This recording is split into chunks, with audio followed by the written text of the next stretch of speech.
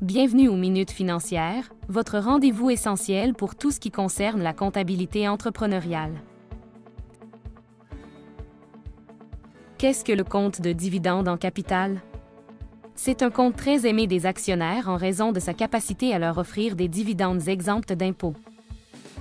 Le compte de dividende en capital est offert qu'aux entreprises canadiennes à capital fermé, c'est-à-dire celles qui ne sont pas cotées en bourse.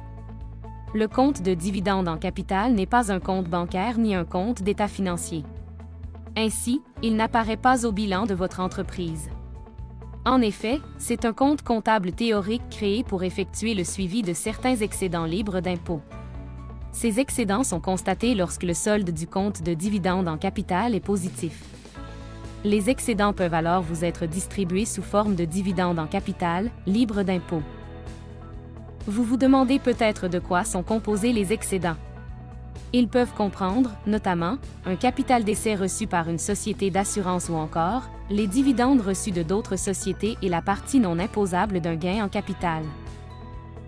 Pourquoi ces sommes sont considérées comme des excédents non imposables? Pour ce qui est des prestations d'assurance vie, elles ne sont tout simplement pas imposables si la police est détenue par la société. En ce qui concerne les dividendes reçus des autres entreprises, elles ont déjà été imposées. Le compte de dividende en capital permet donc d'éviter une double imposition. En ce qui a trait au revenu de gain en capital, seulement 50% de celui-ci est imposable. Ainsi, à chaque fois que l'entreprise réalise un gain en capital, la moitié du montant est inscrit dans le compte de dividende en capital pour que l'actionnaire puisse se verser un dividende libre d'impôt et ainsi n'avoir été imposé qu'à 50% sur son gain en capital.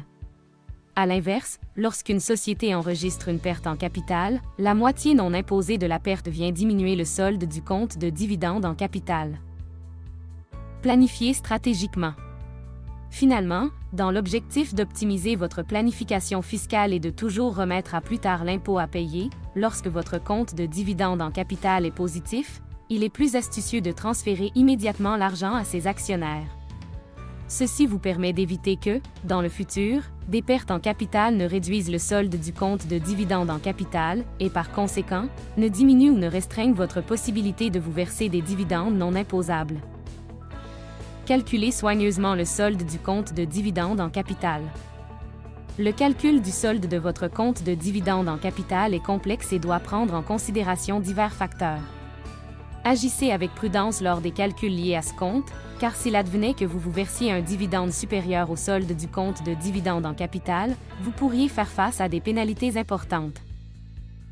Depuis mai 2017, il est maintenant possible de consulter le solde de votre compte théorique sur « Mon dossier d'entreprise » pour les sociétés en ayant fait la demande.